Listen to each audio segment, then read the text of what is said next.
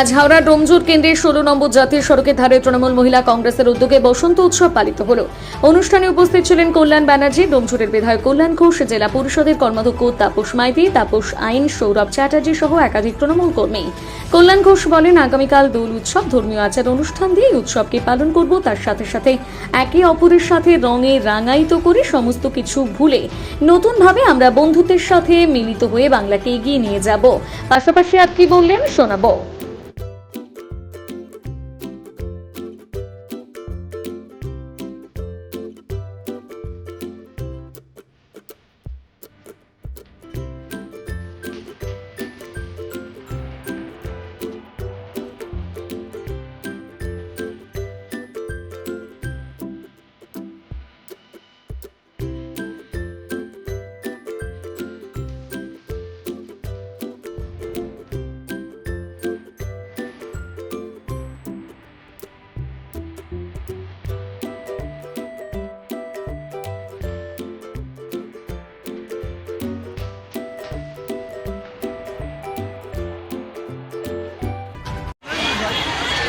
যেখানে যার প্রতি যা কিছু দূরত্ব আছে, বিদ্বেষ আছে, সবগুলোকে গুছিয়ে নেওয়ার জন্য হচ্ছে রং খেলা, দোল।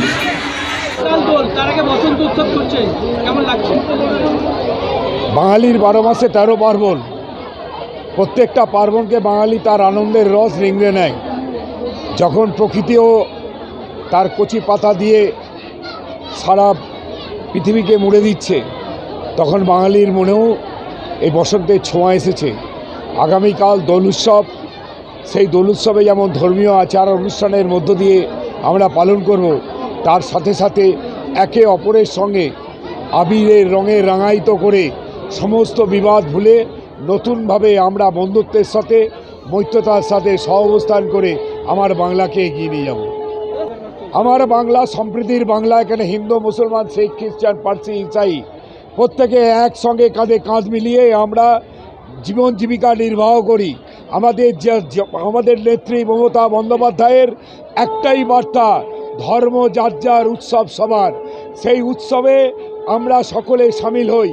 ঠিক তেমনি আজকে যখন আমার এই বসন্ত উৎসব, এখানে আমার সংখ্যালঘু ভাইয়েরাও এসে উপস্থিত হয়েছে এবং আগামী দিন যখন শুক্রবার তারা যখন পবিত্র নামাজ পড়বে, তখন আমাদের ঘরে হিন্দু মায়েরা, ভাইয়েরা, বোনেরা সেই হোলির আনন্দে দোল উৎসবও পালন করবে। এই বাংলা ছিল, আছে, আগামী দিনও মমতা বন্দ্যোপাধ্যায়ের নেতৃত্বে আমরা সেটাকে রক্ষা করব।